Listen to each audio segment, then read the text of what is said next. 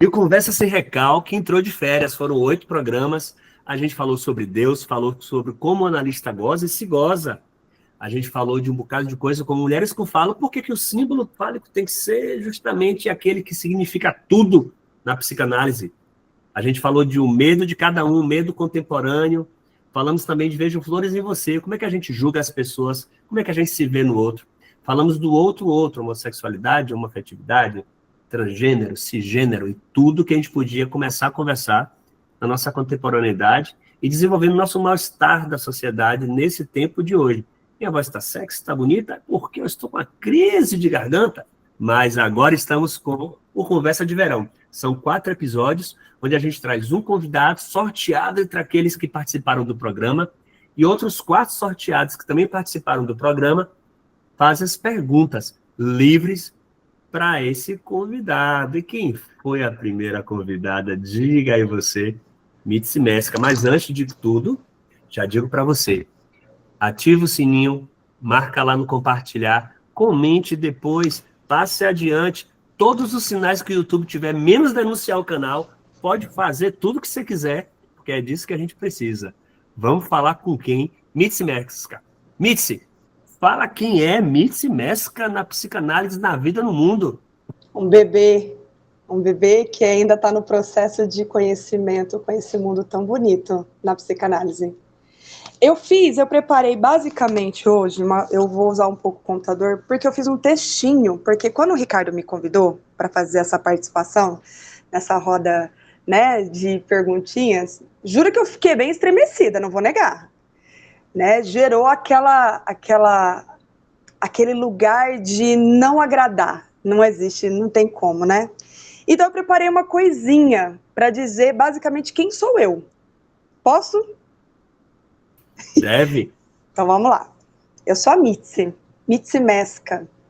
Antes de ser terapeuta, eu sou mãe de 3 crianças, quase adultos já, casada há 18 anos, a terceira filha de uma família muito simples, marcada pela separação dos meus pais e na infância cheia de desafios, criada por avós. Mas também uma vontade louca de construir um melhor lugar para mim e para os meus. Sempre sonhei em ajudar pessoas, mas precisei primeiro entender e buscar a minha própria ajuda. Foi nesse caminho que eu encontrei a psicanálise. E nela descobri não só um ofício, mas um amor profundo por escutar, acompanhar, traduzir aquilo que muitas vezes o sujeito nem sabe dizer o que ele está sentindo. Minha prática nasce na vida real. Transmito o que sei de uma forma simples, humana e sem complicações, viu, gente? Porque acredito que a transformação começa e acontece quando alguém finalmente se sente compreendido e autorizado a se falar. Não sou perfeita e não preciso ser. Eu busco o equilíbrio do possível, aquele que me permite manifestar o meu desejo e de trazer um mundo melhor para as pessoas que realmente eu me importo e as quais eu amo. Por todas as histórias das quais as pessoas também confiam em mim. Eu sigo através do meu propósito e ajudar cada vez mais as pessoas que vêm me procurar, para que eu possa caminhar de uma forma mais leve, consciente e permanecendo de uma forma ética e amorosa. Porque ninguém é apenas sua dor. E na coragem do olhar para si mesmo, a vida começa a se transformar. Gente, de uma forma muito simples, eu sou a Mitzi. E junto com a Mitzi Mesca, quem é que vai entrevistá-la? Juliana Dutra, Anderson Scaranaro, Patrícia Sarrafo e Bruninho Lopes. Como é que vai funcionar essa história, gente? A gente tem aqui um potinho lindinho com o nome de todo mundo várias vezes. O número de perguntas que a gente pediu 4 perguntas por convidado, nem todas vão ser utilizadas. Eu vou dar uma mexida aqui e a gente vai sortear. O nome que sair tem direito a fazer a pergunta para a Mitzi. Algum dos convidados, no final da pergunta, depois da resposta da Mitzi, achou que tem uma coisa truncada? Entra junto e pode trazer sua colaboração. Vamos debater sobre isso. Esse é o programa Conversa de Verão, Papo Sem Recalque, Mitzi Mesca aqui.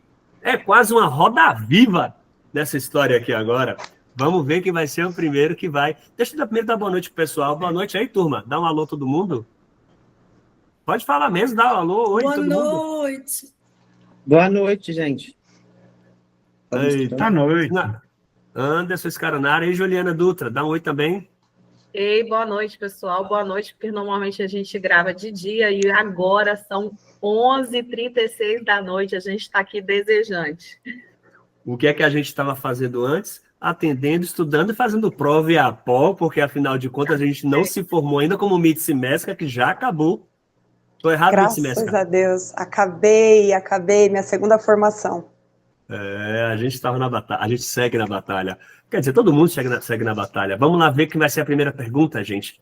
Deixa eu balançar bem e tirar aqui. Ai, meu Deus. Eu estou me sentindo quase Silvio Santos. Lombardi, rufe os tambores.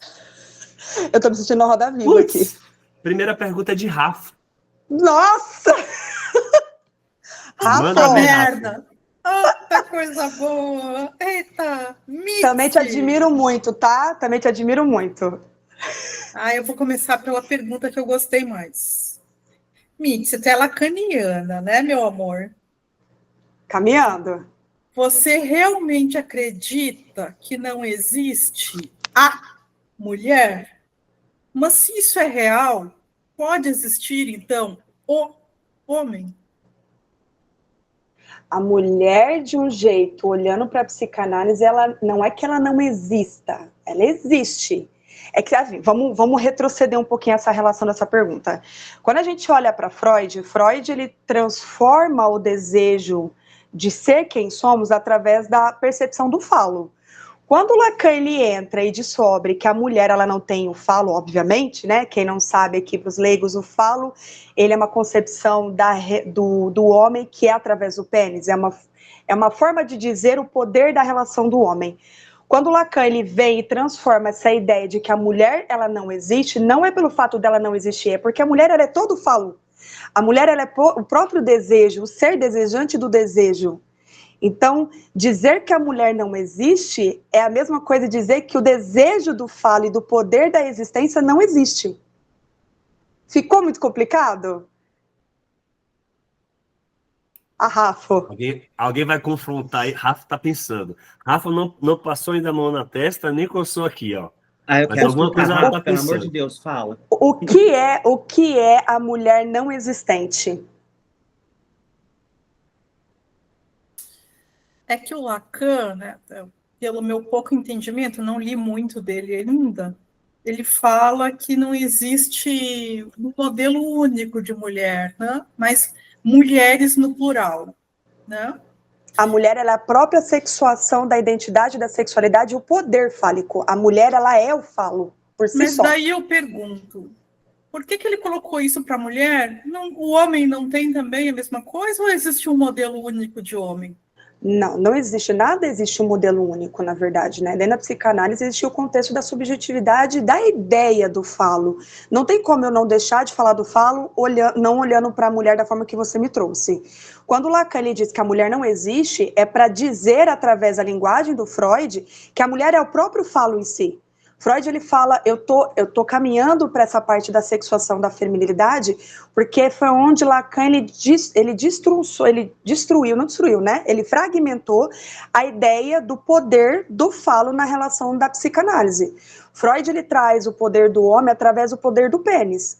E aí Lacan falou, mas peraí, se a mulher ela tem a concepção de vida, ela tem o domínio, ela organiza uma vida, ela dá conta do trabalho, dá conta de tudo, então por que ela não em si não existe? Só por causa de um pênis? Por causa da ideia do poder que o homem tem na relação social? E aí, de acordo com o estudo do Lacan, do pouco que sim que sei, ele diz que a mulher ela é todo o próprio falo, a mulher é o poder em si. Então, a ideia da não existência da mulher é só uma metáfora. Parece complicado, mas não é. Um minuto, por gentileza. Gisele Rodakowski, doutor Cláudio, Juliana Loureiro, esse diploma está validado? Alguém tem alguma contraposição? Alguém quer falar alguma coisa sobre isso? É sobre poder, então. Fala é poder. Exatamente. O falo é o poder. É sobre a posição de poder. Exatamente. Tá. Não, Lacan, ele traz exatamente isso. A ideia da mulher não existir é a relação dela existir porque ela é o próprio falo. Porque para o homem existir, precisa do pênis, certo? O poder do falo, o poder de ser homem.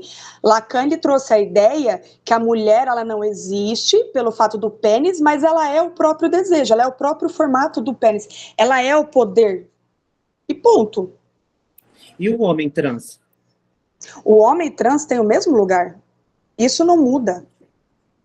Todos nós temos um lugar em comum, todos nós temos o mesmo lugar de estar e ser. Não muda a questão da sua sexualidade, nem o seu próprio gênero.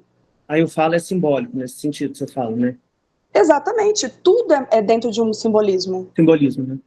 Imagina um homem botando o pau na mesa e a mulher não tendo o pau, vai mostrar o clítoris? Não existe, né, a ideia física de olhar. Então, como a mulher ela é representada em relação ao poder dela ao gerar, ao fazer, ao trabalhar, ao produzir, é ser mãe, ser mulher, ser esposa, ser amiga, ser menina, é todo esse lugar todo fragmentado. Eu acho que aqui o questionamento é sobre o Lacan escolher o falo e não escolher a vagina como, ou a vulva, como o símbolo do poder, né? Exatamente. Eu acho que a questão, acho que a minha e da Paty, a gente fica nesse ranço por causa dessa questão de gênero. É só um nome, é só um nome. O falo foi escolhido como uma forma de pressão social sobre a mulher. O Freud, por mais que não falou da mulher, que colocou a mulher a continente negro, não tinha como analisar, porque era um homem, não tinha visão de vida dele. Ele colocou num lugar de ignorância, né? Exato. Mas Lacan foi além, colocou assim como o homem se faz pelo medo da perda do falo, da medo de perda do poder. A mulher não tem esse medo de perder o poder, porque ela não tem falo. Exato. Eu acho que, para nós, futuros psicanalistas, a parte do trans ainda é preciso mais estudos. Porque agora que tem pessoas trans assumindo sua relação com o falo, sua sexualidade. Não, mas eu, como homem cis hétero, não posso falar nada. Mas para além dessa questão da sexualidade e o gênero sexual, tá, Anderson? Isso. Aqui a psicanálise ela tem um olhar exatamente sobre a relação do próprio desejo de si. Independente da sua sexualidade, independente do seu gênero. Todos nós temos um falo. O homem, dentro do seu gênero, dentro do seu estado biológico, Freud ele diz que o homem ele tem poder fálico, que é essa relação da castração. A mulher, o homem sofre a angústia e a mulher ela sofre a não vontade de perder esse lugar. Então, por isso que dentro do complexo de Édipo, de uma forma bem simples para ser entendida, a menina ela se torna o próprio desejante do pai. Sim. A menina ela se torna o falo em si. Ele é o terceiro. Entendeu? Né? Então, independente do seu gênero, independente da sua sexualidade, independente da sua posição, todos nós temos esse mesmo lugar. A busca de ter e ser. Então, eu acredito que seja realmente isso. Porque só que eu acho que o relacionamento do falo, dependendo do tipo de transexualidade. Trans, né? Isso, porque pode ser a mulher que quer perder o falo, a mulher que quer ter uma relação com o falo. E ninguém tem o falo, eu não sei explicar. Eu não sei explicar exatamente, mas eu acredito que alguma coisa pode ter aí que a gente não olhou. Até porque não teve a liberdade da mulher trans falar isso com o psicólogo, ou psicanalista para ser analisada. Eu acho que isso fica para o futuro aí. Agora você não importa, né? Mas uma forma da gente transformar a ideia do falo de algo visto, imaginado, é usando essa mesma analogia que Freud usou, que é a relação do pênis. É a inveja pelo pênis. Então, como eu digo, falar sobre sair do campo de trazer algo concreto é olhar pelo campo da subjetividade das metáforas. Ponto. A psicanálise não tem como a gente passar, não tem como passar. É que ainda está sendo construída. A psicanálise ela se transformou muito ao longo do século, gente. Se a gente olhar a psicanálise da época do Freud, a gente vai ficar lá, as mulheres histéricas e os homens ali engolindo e comandando em tudo. Então, né, vamos olhar em todos os sentidos aqui. Ficou claro, Rafa? A tua posição ficou clara, mas eu... Não tem importância. Não. Manda a sua, Rafa. Não me entra isso do Lacan com todas as segundas intenções aí Ele não me coloca essa, não. Eu acho que equiparar a mulher com falo, uma grande besteira, Quem equiparou foi Freud. Sim, mas Freud, ele minimizou a ideia da mulher. Lacan, ele falou e colocou a mulher numa posição de poder também, olhando pela ideia de não existir, porque ela não precisa ter algo para existir. Ela simplesmente existe. Não sei. O que eu li já a respeito disso não me satisfez. E tá tudo não me bem. Contemplou, né? O que é que você pensa, Rafa, sobre isso aí? Para mim, eu vou primeiro falar bem no linguajar comum para todo mundo entender. Assim, para mim parece uma grande gaysice. Adorei. Sabe? Parece que Lacan tinha assim um terror de mulher, tinha assim contrário, uma se a gente olhar misoginia. pela vida pessoal dele, ele não era misógino. Ele era galanteador, mas... Ele era um cafajeste. Mas eu não sei, não. Tem muito cafajeste que é misógino. Concordo. Nesse caso, Lacan não era, pode ficar tranquilo. Se joga em cima das mulheres, mas não respeita, não... Concordo. E eu não consigo encaixar essa ideia. E infelizmente... como lida como mulher, como eu fui a minha vida toda, esses 51 anos aí, não vejo em nós esse poder, esse grande, maravilhoso poder, assim, que nós somos o falo, que o homem, não sei o quê. No contexto social, nós, Rafa, infelizmente, no nosso contexto atual, apesar de todas as lutas feministas e tudo que a gente já andou, nós continuamos lá embaixo do extrato social. Continuamos sendo a parte basal da pirâmide social, abaixo de todos e de tudo. Lá no... Eu não discordo de você em relação a isso. Se a gente olhar pelo campo social, realmente a mulher ela tá tentando buscar o lugar dela, que é dela por direito. Eu não discordo de você em relação a isso. Mas aí a gente está abrindo um campo para a relação social. A gente está olhando aqui no campo da psicanálise. Quando Lacan ele diz que a mulher ela não existe, é pelo fato que ela não precisa de nada para ser algo. É nesse campo que ele está falando. Entendeu? Tempo, vamos para outra. Eu e a Rafa saímos depois de ler com o professor, né, sábado, né, o Paty, que a gente já chegou à conclusão que não tem como não misturar psicanálise social. Não tem como a gente não separar, obviamente. Eu não discordo, como eu disse, eu concordo com o que a Rafa falou. Mas aqui a gente está olhando por um viés onde Lacan lhe deu a oportunidade de trazer, de fato, na psicanálise, a ideia de que a mulher ela não precisa de ter um pau ou um dinheiro no bolso ou algo de aquisição positiva para ser o que ela é. Ela já é por si só. Dentro do contexto, quando ele fala sobre a sexuação feminina, ele traz essa ideia de que a mulher, ela é. Ponto. Então, o que ela é? Entendeu? Vamos abrir essa última brecha agora para o Anderson, e aí a gente passa para a próxima pergunta. Sim. E a gente vai continuar pensando sobre isso, hein? Sim, é um comentário muito rápido. Eu sali que alguns psicanalistas pós-lacanianos, Lacan, que fala que o machismo é o resultado tem festa do poder.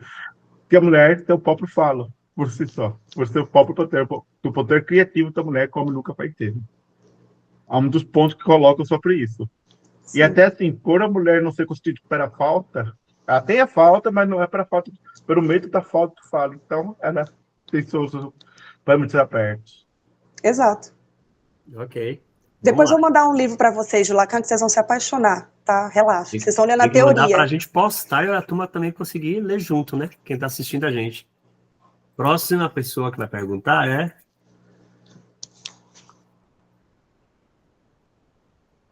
Juliana. Ela estava mudinha ali, ela estava matutando, tenho certeza. Bruna, já matutei 1 milhão de perguntas, já joguei no IA como quebrar as pernas. Como sabatinar minha colega lacaniana? Foi a pergunta que a IA teve que se virar e me responder. Isso é maldade, hein? Eu fiz uma pergunta e eu vou ler ela. Quais aspectos, Mitzi, do ensino de Lacan se mostraram decisivos para que você adotasse o ensino dele como eixo ético e teórico da sua prática clínica? O que o dizer de Lacan ressoou em você a ponto de guiar você no caminho da psicanálise e definir a sua clínica? Eu lembro que quando eu conheci a psicanálise, foi até muito engraçado. Foi numa época bem complicada da minha vida. Foi onde eu estava entre continuar a fazer o que eu fazia e realmente entender o motivo da minha vida de fazer aquilo que eu desejava fazer. Conheci a famosa psicanálise, todo mundo fala. Na verdade, eu não conheci, eu conheci a psicologia. E eu falei, mas a psicologia, ela não me traz o lugar que eu quero. A psicologia parece que sente falta alguma coisa para mim. E conheci a famosa psicanálise. Quando eu conheci a psicanálise, eu conheci o pai, nosso querido e amado Sigmund Freud. Eu olhava para o contexto dele, olhava para a teoria dele, olhava para a teoria dele e falei, gente, tá bom, tá linda, da Jing, recalcado, retorno recalcado, que coisa fofa, mas tá faltando alguma coisa. Conheci o temido Lacan, Jacques Lacan, que todo mundo falava, jamais vou estudar o Jacques Lacan. O cara, ele complicou a nossa vida, o cara, ele quis destruir a ideia que do jeito que a psicanálise veio de uma forma que Freud ensinou. Quando eu descobri o Lacan, Ju, eu abri uma porta que eu não sabia que eu tinha esse lugar de não pelo conhecimento, mas por me sentir um lugar de pertencimento. Quando eu tive o primeiro contato com, de fato, a psicanálise lacaniana, foi através da Juliana.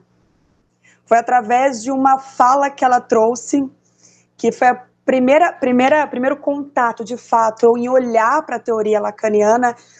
Eu não me lembro a frase correta, mas ela falou assim, mais ou menos assim, aprendam a sustentar o desejo de vocês e a angústia de vocês. Eu falei, que merda é essa de desejo que ela tanto fala? Eu falei, mas que bosta de desejo? Porque Freud não fala sobre a ideia do desejo. Foi onde eu descobri que através da teoria lacaniana, do Jacques Lacan, de todo o sistema dele, de toda a prática, o nobo-romeano, eu entendi que todos nós somos um ser desejante. E eu me apaixonei a partir do momento que eu vi esse lugar, essa prática tão complicada, mas tão fácil de se entender e explicar o desejo do próprio analisante e do psicanalista naquele lugar de angústia, para dar conta daquilo que acha que tem. É uma relação de angústia tão tremenda, mas tão prazerosa, que em palavras é difícil até explicar, mas foi amor à primeira vista. Apesar de eu brigar muito com ele de vez em quando, foi um amor à primeira vista. Qual foi a frase dele que mais te marcou, Mitzi? Qual o dizer dele que mais te atravessou? Eu não sei de cor, mas eu tatuei ela nas costas. Eu vou pegar ela aqui, que é uma frase que fala sobre a relação do amor do objeto A, do analista com o analisante. Que ele fala assim, eu te amo. Eu vou pegar aqui. Quem tiver um Google aí, ó, me ajuda a achar. Quer ver? Gente, eu não decoro frase, mas foi uma frase... Fique de boa. Alguém quer comentar alguma coisa enquanto isso? Ó, achei. Eu te amo, mas porque inexplicavelmente eu amo em ti mais do que há dentro de mim. Tá no seminário 11 de Lacan. Que ele fala sobre a relação do desejo, do objeto A, da relação do faltante dentro desse ponto enigmático que nos captura. A relação do amor do analisante com o amor com o psicanalista. O desejo do objeto A que não existe, é uma angústia de tentar completar essa relação da falta. Essa frase eu coloquei nas minhas costas porque ela fala exatamente sobre esse lugar de não conseguir explicar por que existe tanto amor nesse lugar. Há um discurso seu, apaixonadíssimo por Lacan. E se a gente pudesse ver ao mesmo tempo, a cara de Rafo, que é uma cara quase cética diante de Lacan, assim. Eu também tinha. E é Lacan na fila do pão. Eu também tinha. Eu até brinco com a minha terapeuta, que ela é ferenciana, e às vezes a gente fica, no final da terapia, a gente acaba discutindo. Que ela fala assim, falei, fulana, você é muito mais lacaniana do que eu. Você me dá cada tapa, eu saio até torta daqui. Ela falou, engraçado, e eu te vejo muito nesse campo do Lacan, mas você tem uma doçura para Ferenczi. Falei, vamos parar por aqui que eu não quero conversar com você.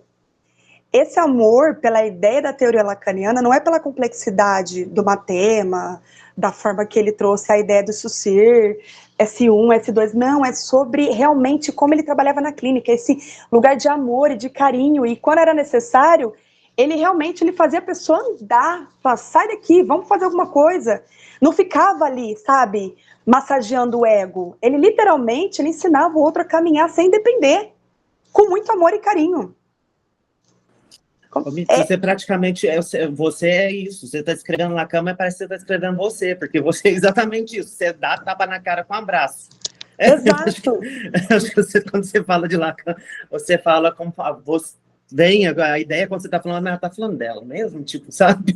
É porque realmente, por uma sensação que eu tive quando eu conheci, foi uma identificação, foi um primeiro amor, eu tive medo quando eu fui tentar entender Lacan.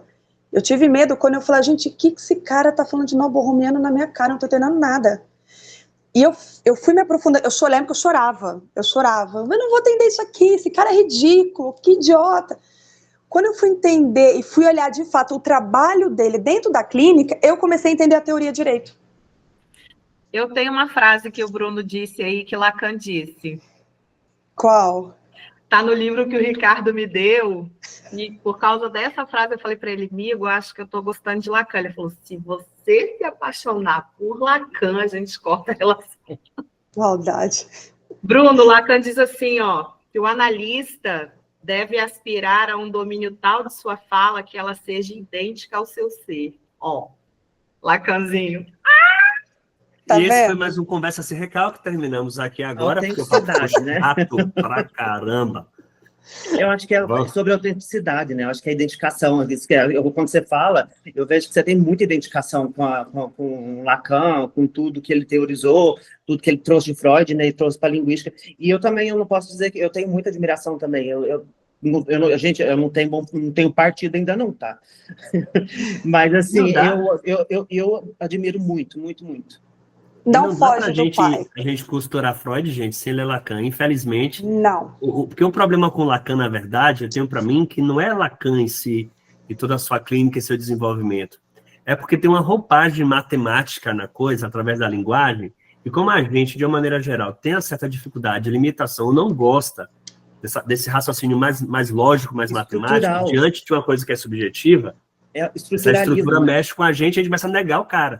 Mas a gente não lê Lacan antes de entender Freud. Eu gosto nele, é o estruturalismo, é a coisa, ele pegou a teoria de Freud e estruturou, é aquela coisa que ele foi colocando, pegou a linguística, meio que organizou, ele pegou Freud e foi colocando no estruturalismo, ele pegou, fez vamos falar assim, uma árvore, né, ele colocou o tronco e foi colocando a teoria e fica mais fácil de entender Freud, porque você pega Freud, eu acho que eu até falei isso com a Patrícia, a sensação aí, não tinha um referencial antes.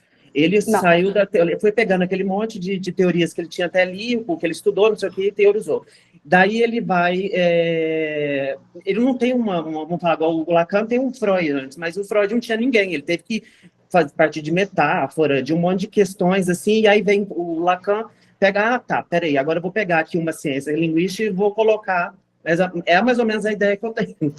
Freud tinha uma troca aí. Desculpa, Ricardo, te cortar, mas Freud ele tinha uma troca com Ferenczi, uma troca com Jung, com Fliess. A base de tentar estruturar, como você falou, realmente veio do Lacan. Ele tentou estruturar um inconsciente que é difícil, né? Dá um ar científico, né? Preciso polemizar aqui, vou até sacar minhas armas. Entretanto, ninguém conseguiu me explicar até hoje por que foi o Miller que foi redigir as historinhas todas de Lacan, porque Lacan só fez os seminários, tudo, mas ficou no discurso. Porque é exatamente isso. O queijo não foi. E, foi muito difícil o Milan e a Beth Milan também. É Milan, né? É Milan, Millet, é francês. Tá pedindo muito, eu sou descendente de russo, vamos com calma. Foi muito difícil até eles também escrever o que Lacan dizia, porque o próprio Lacan, ele explicava de um jeito totalmente complicado até para ele mesmo. Tanto que ele faz. Esse dia a gente brincou, a Ju falou assim, você vai escrever um livro? Eu falei, nem a pau vou escrever um livro. Eu mesmo me complico descomplicando comigo mesma. Lacan, ele sabia explicar, ele sabia se colocar, mas ele não compreendia a forma de teorizar. A dificuldade do Lacan sempre foi exatamente essa. Já o Freud não. O Freud ele não tinha vergonha, ele fazia, né? Ele se desculpava no próprio livro dele e ele tentava dar um jeito. Lacan, ele não soube teorizar, mas ele soube explicar todas as ideias dele. Muito obrigado. Com essa seguimos, hein? Gostei muito. Não, eu quero fazer um comentário primeiro, Ricardo. Opa, vai, Anderson. Sobre a parte de matemática. Eu sou pós-graduado em engenharia, tudo, pela Unicamp. E eu odeio a álgebra do Lacan. Tá tudo errado para mim aquele negócio. Para você tá tudo errado. Ó, faz pouco tempo que eu entendi um pouquinho do esquema L. Eu tive que reaprender. Porque toda hora que a gente lê Lacan, ou como lê Freud, você vai lendo, você vai falar, opa, peraí, só um minutinho, volta, eu errei. Deixa eu entender esse direito. Porque a ideia da psicanálise é exatamente isso, é uma ideia subjetiva. Essa palavra ela vai vir para a vida inteira. Tem o chat dos alunos. Eu até comentei no chat dos alunos? O grande dificuldade para quem conhece bem matemática é que ele corrompeu a álgebra. A álgebra dele não é igual à álgebra normal. E aí a gente se confunde duas vezes, porque tá é difícil naturalmente, e é diferente do que tinha apresentado. Amiga, isso não é.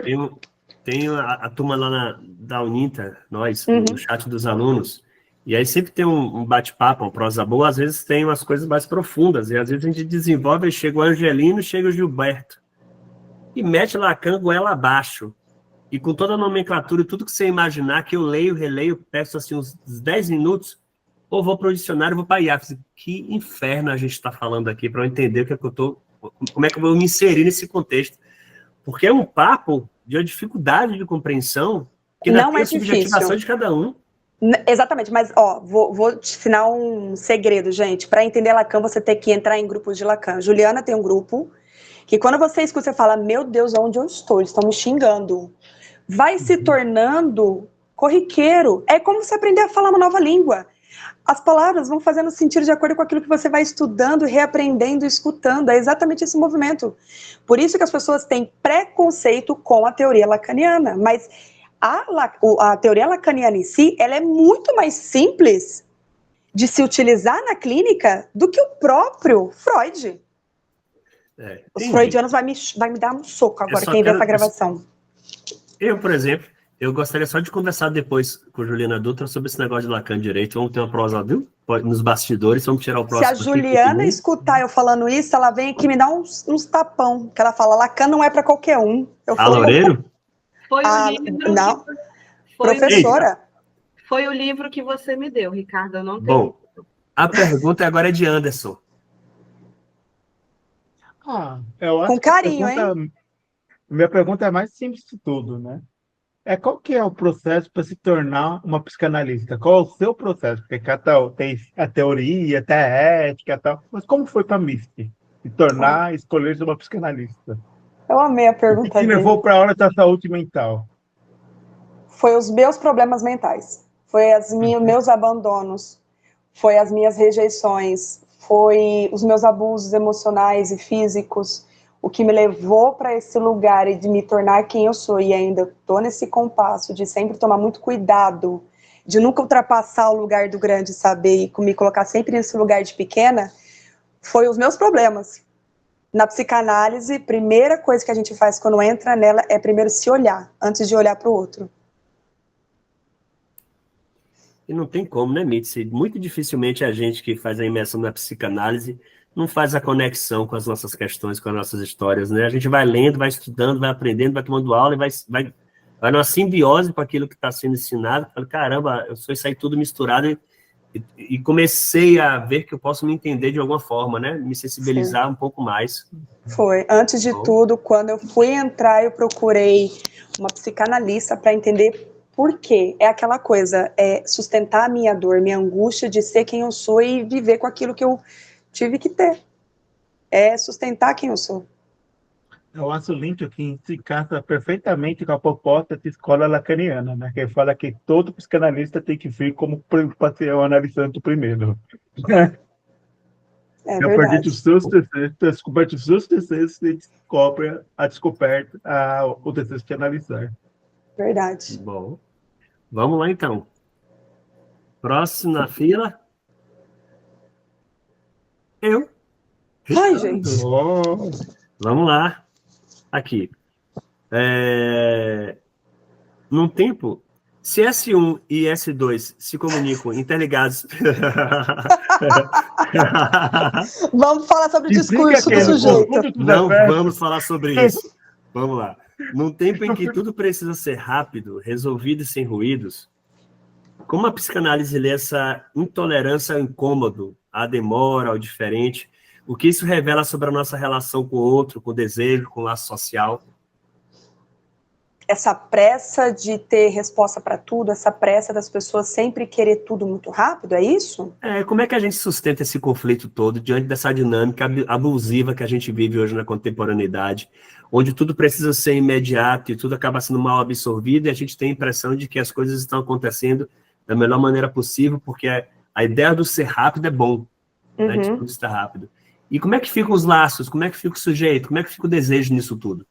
É literalmente retroceder ao movimento de olhar para si mesmo, retroceder aos caminhos que a gente mesmo se perdeu por conta dessa rapidez que o mundo exige da gente e se olhar, tentar se integrar com um pouco daquilo que ainda sobra de você e reestruturar esse lugar realmente, esse lugar de angústia. Quando a gente fala sobre essa coisa do contemporâneo, quando a gente fala sobre essa rapidez, a solução, sobre a tecnologia, as pessoas elas querem sempre uma frase que todo mundo fala, que eu acho tão bonitinha, ser instagramável, ter a vida perfeita. E na verdade não é sobre isso. É sobre a gente aprender a lidar com a nossa própria angústia, o nosso próprio vazio, da nossa própria relação existencial. É dar conta de quem nós somos. Traduzindo de uma forma mais simples, vai fazer terapia, pô. É o mínimo. Dá conta de quem você é. Instagramável pode ficar no lugar de um termo psicanálise como eu, ideal, né? Verdade. Boa, Anderson. Boa, Anderson. Vamos lá, então. Próxima pergunta é de...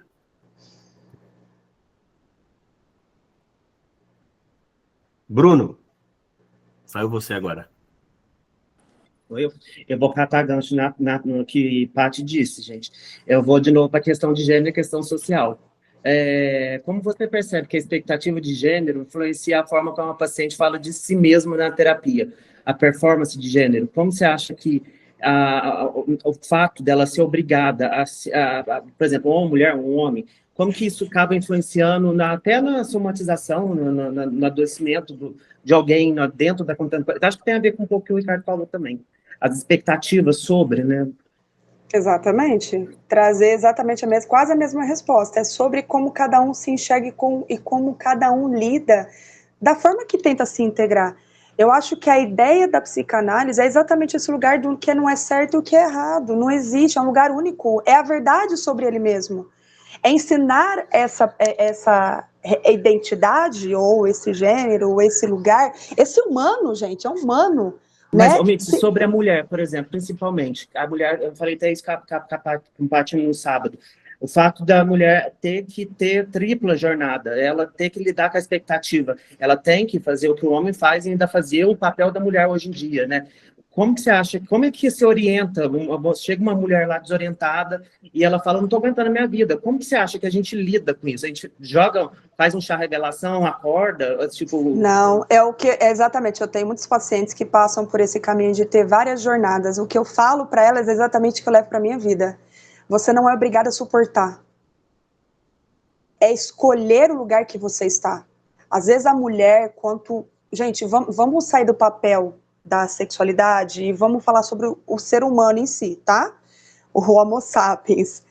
Independente quem seja, como seja, o lugar que esteja, todo mundo hoje tem várias jornadas. Obviamente que a mulher exige muito mais esse lugar, porque, né, a mulher, além de parir, ela tem que balançar e alimentar. Né? Existe também esse lugar muito pesado para nós. Mas, dentro da minha clínica, quando chega esse tipo de atravessamento, esse tipo de dor, eu sempre trato com muito amor e carinho e falo, é exatamente o lugar que às vezes a pessoa deseja. Ah, mas eu tô aqui por obrigação. Então escolhe ficar ou não. Não é sobre sair, de fato, mas é o estado emocional de você não carregar aqueles problemas que também não pode ser seu. Foi uma escolha sua ficar emocionalmente no lugar de querer carregar 10 coisas. Então a psicanálise, ela ensina você exatamente a se olhar e abrir mão daquilo que não faz parte de você, mas sim de achar que é uma obrigação sua. Eu não estou dizendo o fato de fazer 10 jornadas, mas é o sentimento e a responsabilidade psíquica e emocional que você às vezes coloca naquele lugar, aquela energia que você coloca e acaba se sacrificando. Um exemplo básico, uma mãe que trabalha, tem filhos, tem que chegar em casa, dar conta do marido, dar conta do trabalho, dar conta do preconceito, dar conta da existência dela mesma, e ela está ali se colocando naquela posição de angústia. É uma questão de se autoavaliar, de se auto-reconhecer e escolher ficar ou não nessa posição como está. A psicanálise ensina exatamente esse movimento. De certa forma, eu acho também, Mitzi, que você está dizendo é questionar os papéis de gênero, né? Que você fala, Exato. eu vou ficar aqui, para mim, isso dessa forma, é questionar se eu quero ou não continuar atendendo a expectativa desse binarismo, né? Se eu vou ficar aqui, tipo, sendo serviçal, ou se eu, sabe? Exato, nós temos livre escolha de querer ficar ou não, aceitar ou não, estado social ou não. Todo mundo tem um lugar de direito de estar onde quiser. Eu digo no estado emocional. Nessa perspectiva, não social. Nessa perspectiva aí, se a gente pensar em contemporaneidade, trazendo nossa psicanálise para o hoje, mantendo, obviamente, toda aquela história que a gente sempre fala, a ética, mas acho que quando a gente pensa a psicanálise nessa contemporaneidade, e não necessariamente mais atrelada a essa coisa binária, assim, a gente precisa entender, ou descobrir, ou estudar, ou se reaproximar de em qual posição de gozo o sujeito se inscreve. Exato. Isso que determina tudo, porque se a gente for começar a fragmentar as percepções diante das escolhas de cada um, da sua manifestação, não binarismo, a gente começa a especificar algo que dissolve, para mim, a contemporaneidade da psicanálise. Exato. Não quer que o gozo do sujeito se inscreve nisso, é isso que importa. E respeita aquele indivíduo naquilo ali.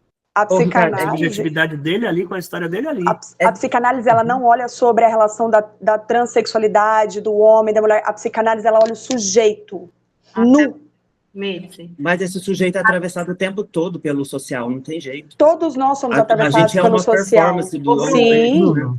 Mas aqui a gente está falando sobre a questão do desejo, da angústia do gozo, da angústia de estar ou não estar. Não fala sobre a questão daquilo que ele é ou deixa de ser. Na psicanálise, a gente não julga a relação de como ele se enxerga, mas ensina ele a se enxergar de fato. Aqui você está fragmentando. Até porque, como a gente se relaciona com a nossa própria sexualidade, gênero e tudo, é a forma com que a gente se relaciona com a vida. Sim. Mas o que o Bruno está trazendo é o seguinte, então, por exemplo, eu trazer essa fala de que a gente precisa enxergar o sujeito de acordo com o posicionamento dele, da maneira que ele se inscreve, né, com o gozo dele. O que o Bruno está trazendo é assim, a gente não pode descartar que esse sujeito, ele já vem atravessado por uma estrutura sociocultural que marginaliza ele, que já afasta ele desse todo. Sim. Uhum. Existe já dá duas opções. Que eu posso você vai performar isso ou você vai performar aquilo. O meio termo não é legal. Né? Vamos falar assim. Então, isso faz parte da corrupção do capitalismo atual, que é o capitalismo da performance e tal. E quando a gente fala de psicanálise, tem que ser lembrado que a psicanálise surgiu quando Freud então foge das mulheres, mostrando que elas estavam sendo oprimidas naquela época. Depois ele falando que pessoas homossexuais eram pessoas normais, eles não eram pessoas perversas. Ou seja, a psicanálise sempre tem um espaço ao sujeito como indivíduo e como minoria. Ele sempre pegou as minorias. Por mais que vai, o homem pode ter seus problemas. Afinal, Freud é um homem de 1900. Você não vai querer que ele seja todo desconstruído como a gente hoje em dia. Você tem que desconstruir por essas pessoas quadradas começarem a quebrar as estruturas da sociedade. Freud reescreve o Sartre e Simone de Beauvoir quando ele fala que o inferno do homem é o outro. Isso falando da sociedade. Tanto a macro-sociedade como a micro-familiar, ela atravessa o homem e constrói sua estrutura. Se era hétero, trans, homo, ou assexuado. E assim, por mais que a gente tá liberdade ao homem quando ele percebe isso, o como o meio afeta ele, e o como ele pode se desprender do meio. Lógico que isso é eternidade. Então, um homem não vive fora da sociedade. Tem que dar pelo Freud está falando, tem que ser animais sociais, e se identificar sociais, tem que morrer. A gente não consegue sobreviver com um ser humano saudável. O ser humano, gente, pelo amor de Deus, vamos lembrar isso também. O mundo ele está em constante evolução. A gente já vem através de um problema social que não é do agora. Sabe, essa briga é de todo mundo querer um espaço e ser enxergado. Mas só que a gente tem que sempre se lembrar que na psicanálise não tem esse lugar de fazer diferença e de falar, eu não enxergo você. Dentro da psicanálise, o que precisa ser entendido de fato, e nunca se esquecer, independente de como seja e qual seja o seu transtorno psicológico, ou sua parafilia, ou seu narcisismo, entre outras questões, existe um sujeito ali. Ele é atravessado pela estrutura da sociedade. Óbvio que ela é. Fora a estrutura familiar, que às vezes a pessoa vem, como eu disse logo no meu discurso, eu venho de uma família onde eu fui abusada, psicologicamente e fisicamente, eu fui extremamente atravessada por tudo. Então, a psicanálise, dentro desse lugar, é um lugar onde a pessoa, ali, ela se aprende a se enxergar. E não ficar dependendo de um viés social. Não ficar entrando em discurso. Freud fala muito sobre essa relação da relação da manada. Você tá todo mundo correndo, você começa a correr, você pergunta, por que você tá correndo? Porque todo mundo tá correndo, não sabe para onde você vai. Antes de você correr, você primeiro precisa se enxergar o lugar que você quer estar para si mesmo. Antes de você levantar questões para que todo mundo tá falando, porque todo mundo tá agindo. Óbvio, como eu digo, existe um problema social enorme, não só aqui no nosso país, mas no mundo inteiro. E vai ser assim pro resto da vida. Não existe como todo mundo viver de uma forma saudável. Aqui nós aprendemos a viver com essa relação de saber quem nós somos perante nós mesmos, depois para o mundo. O Anderson trouxe uma questão que eu acho interessante, porque a psicanálise meio que nasce uma questão social, na minha opinião, né? Sim. Porque as histéricas eram nada menos do que pessoas que não tinham voz, que não tinham lugar na sociedade. Mulheres que não tinham... Não, homens não, mulheres. A maioria eram mulheres. Exatamente. Mulheres que, principalmente mulheres que depressão sexual, né, que provocava muita histeria. Então, é um problema, querendo ou não, é um atravessamento social, né? Exato. Então, assim, isso ainda, desde que o mundo é mundo, a gente está passando por isso. Aí, de repente, assim, a gente vai levantar uma bandeira e todo mundo vai levantar a mesma bandeira e o mundo vai melhorar? Não. Óbvio que não, porque o mundo está em constante evolução. Nós precisamos dar conta de nós mesmos antes de querer dar conta do resto. Independente do lugar onde você esteja, que situação social você esteja e como você se enxerga. É isso. Por isso que eu disse que a forma que a gente lida com a nossa sexualidade é a forma que a gente lida com essas questões também. Sim. Porque ele iniciou os estudos com o gozo recalcado, com o gozo da histérica, o gozo inalcançável. Naquele tempo, por conta do contexto social. Uhum. E hoje, o desejo do trans é se trans no corpo e a sociedade não o aceita, o seu entorno, a sua família, ele também recalca o gozo dele nisso. Uhum. E aí é essa dor que ele vai trazer para a clínica. O recalque desse gozo, de ele querer fazer, mas não poder, porque o pai não deixa, porque a mãe não deixa, porque a sociedade não deixa, porque os colegas vão falar na escola. E é com esse lugar onde ele quer gozar que o terapeuta vai... Ô, Ju, e como que lida com isso? Como você acha que você, Mitzi, o Ricardo, como que... É de uma ideia subjetiva, onde cada indivíduo traz a sua demanda e sua angústia sobre como ele se sente. Não tem como a gente usar para todo mundo. E aí o que a Mitzi disse é a mesma coisa que você está no setting com uma mulher que é mãe, dona de casa, mas não goza nesse lugar. Não quer estar nessa família. Como é que você lida com isso? Você fala o que para ela? Mete o pé da sua casa? Claro que não. Entende? Como é que você vai lidar com esse não gozo dela? Como é que você vai lidar com esse barramento do gozo? O gozo dela está para fora do seio familiar, mas ela se sustenta ali porque socialmente, no contexto que ela vive, aquilo é o que ela deve que. Eu tenho que. é aquilo que ela aguenta para dar conta da própria vida dela. A relação da existência, da pulsão de vida dela, do pouco que tem, é olhar para aquela vida meramente aceita e continuar. Por isso que eu digo, é muito fácil a gente chegar dentro de uma terapia, de um paciente, e falar assim, ó, faz isso que isso é melhor. Tá, mas é o que é melhor para mim, não é melhor para o outro. Por isso que primeiro, antes de qualquer coisa, a gente precisa ensinar o sujeito a dar conta dele mesmo para depois dar conta do resto. É o sujeito se entender e se enxergar como ele se enxerga, olhar para o teu próprio espelho, sua própria identidade, e ali poder realmente, não se refazer, mas nascer aquele viés que ele sempre quis. Deixa eu meter minha colher torta agora. Meta, Rafa. Putz, grilo. Porque assim, ok, eu entendo que o trabalho psicanalítico a gente faz 1 a 1, né? Faz dentro da especificidade daquele paciente, daquele analisando, e buscando integrar ele com ele próprio. Não projetar da gente o que é melhor. Ok. Só que o que o Bruno colocou, e que eu vou reforçar, é que nós, como pessoas, estamos inseridos dentro de uma sociedade. Óbvio. Então, existem forças atuando em nós que extrapolam o nosso querer e a nossa possibilidade como ser humano. Então, mesmo eu indo numa psicanalista muito boa e conversando e me achando, isso não vai resolver tudo. Não, nunca vai resolver. Não tem como resolver tudo da minha existência, porque nunca. O mundo porque não, não pode. Não, porque não pode. Maior. Deixa eu te explicar uma coisa. Não tem como a gente tentar resolver todo mundo para o mesmo caminho, porque sempre vai haver uma falta e uma relação de um problema. Não tem como, não existe pílula mágica no mundo, ainda não foi inventado, e nem técnica mágica, para a gente poder falar assim, aqui todo mundo está se resolvendo. Todo mundo precisa ter um problema, uma angústia, todo mundo precisa dar conta da sua própria relação de falta. Não tem como. O que você está me pedindo é uma fórmula mágica para dizer para que o mundo social aceite tudo. Não. Ninguém é obrigado a tudo. Não, e aí eu entro numa questão.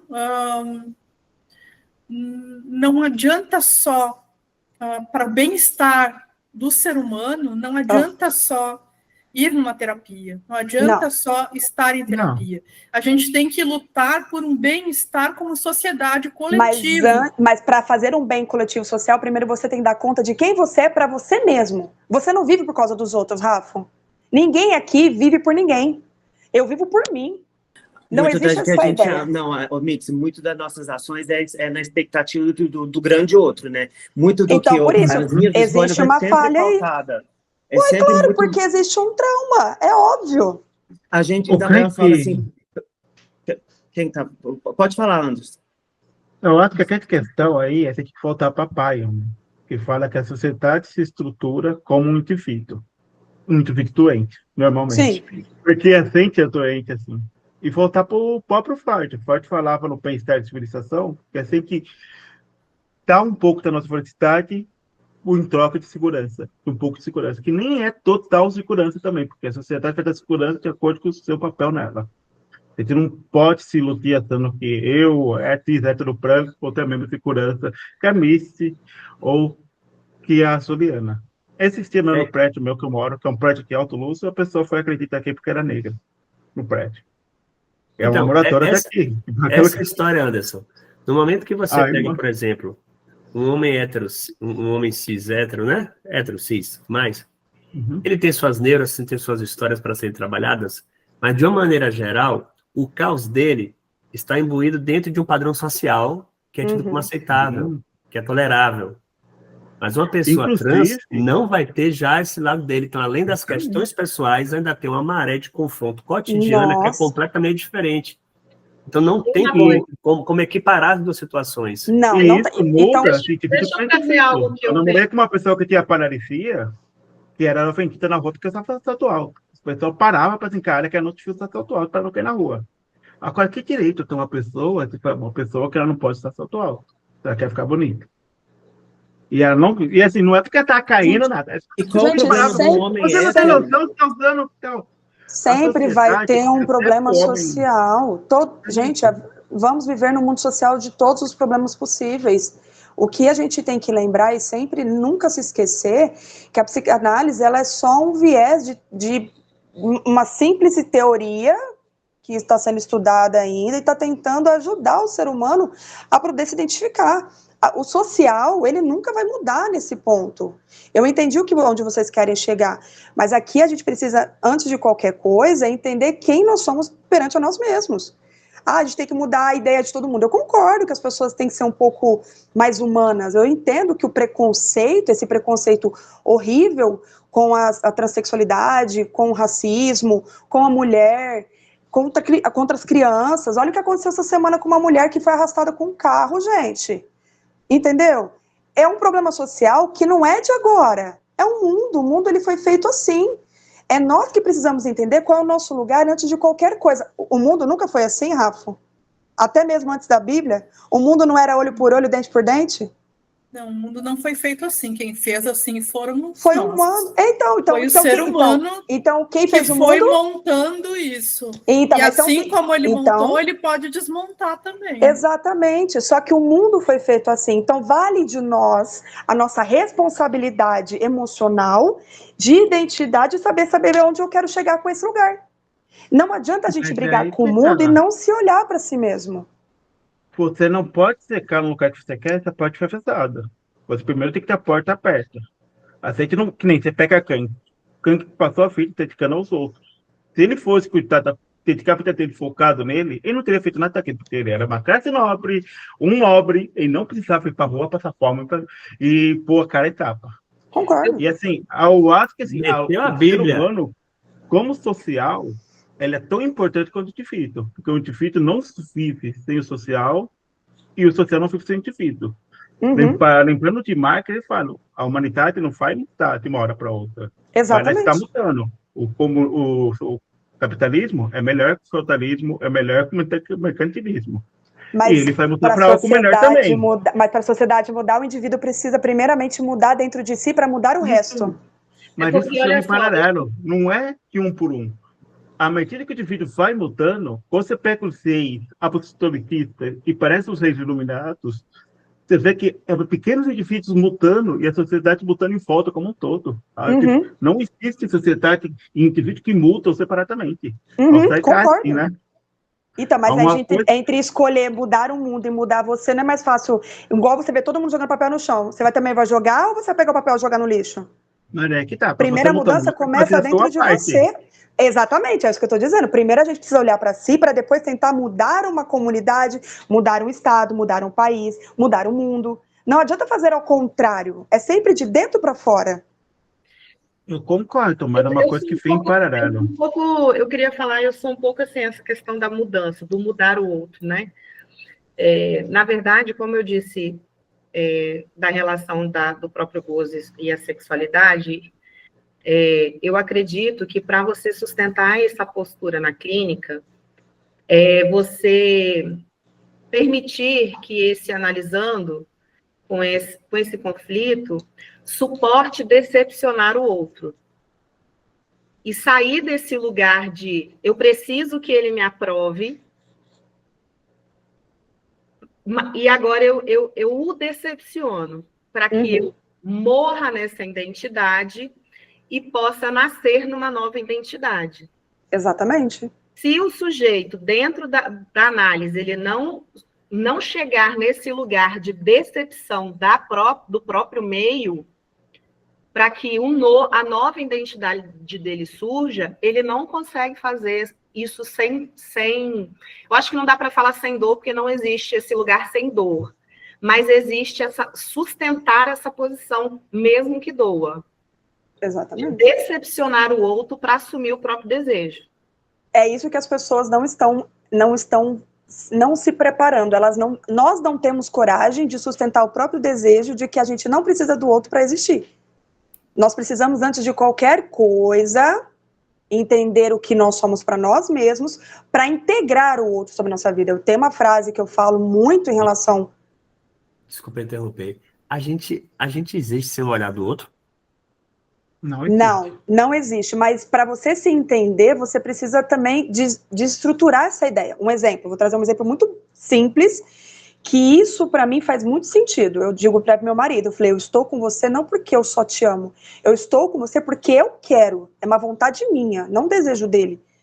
Claro que a gente precisa do outro para existir, claro que a gente precisa do outro para reforçar o nosso lugar, é claro. É por isso que quando a gente decepciona um ciclo, a gente se aliena a outro, aquele que nos apoia. Exatamente, mas diante disso... o olhar. Exato, e diante disso, o que a gente enxerga através do olho do outro? Nós mesmos. A gente desloca esse olhar, a gente tira aquele olhar daquele nicho que não nos permite assumir o desejo e desloca para aquele que nos permite assumir o desejo. Porque quando a gente está com esse gozo barrado, a gente acredita que só ali, naquele meio, a gente é amado. Por isso que esse olhar é tão importante. Mas isso não é perverso, Juliana, de alguma forma? Claro que não. De que forma? Eu falo assim no sentido de você olhar para o outro como o diferente, o que deve ser combatido, o outro... Não, nesse sentido? Na verdade, na questão de decepcionar o outro mesmo. Exemplo, eu gostaria de me assumir, mas isso vai decepcionar o meu pai. Eu preciso decepcionar o meu pai para poder sustentar o meu desejo. O ser humano, ele precisa do outro para se constituir. Questão social, aí eu te devolvo a pergunta. Isso é perverso? Mas não, aí eu entendi errado, agora eu entendi. Por exemplo, eu vou dar esse exemplo que você usou. Eu vou me assumir homossexual para meu pai. Se não fossem as questões sociais que atravessam e que criam esses preconceitos, eu provavelmente não estaria passando por esse sofrimento. Então, de novo, a questão social vem e barra o sujeito. Sempre a questão... Ela está sempre, a vida está sempre... É estrutural com o social, é dentro de casa e fora de casa. A primeira criança ela é constituída pelo que ela tem dentro de casa, é o estrutural, é o emocional, é o pai, é a mãe, são as referências. Depois vem a questão social. Mas a mãe e o pai já é feito desse mundo, né? Que externo. Já ele é feito desse mundo. Desse grande outro, né? Então, sim, mas também vai dar capacidade dos pais mudar a ideia. Gente, eu vim de uma família extremamente tradicional. Ou pelo menos de entender um novo olhar. Exato. Quando eu tive os meus filhos, assim, ó, eu vim de uma família extremamente preconceituosa. Eu vim de uma família... eu vim de uma família de alemão. Entendeu? Quero falar mais sobre isso? Eu vim de uma família que eu não aceitava a homossexualidade, não aceitava o negro, não aceitava nada. Quando eu casei... Convulsionando ali. Ela vai... Segura a angústia aí. Quando eu vim e fiz a minha família, a primeira coisa que eu fiz foi ensinar os meus filhos, antes de qualquer... família machista, tá? Um detalhe. Eu ensinei os meus filhos, porque eu tenho 3 filhos e uma menina no meio. Eu tenho um menino, uma menina e um menino. Eu ensinei os meus 3 filhos da mesma forma. Que você tem que respeitar, que você tem que respeitar o outro. Primeiro você olha pelo caráter, não pelo aquilo que você está olhando por fora. Então eu vim de uma família preconceituosa, tradicionalista, né? E nem por isso eu fiz o que eu fiz com os meus filhos. Eu vim de uma estrutura social também cheia de preconceitos, mas eu optei em fazer diferente. Vai da vontade do outro fazer diferente e se construir diferente. É dali que a gente muda o mundo.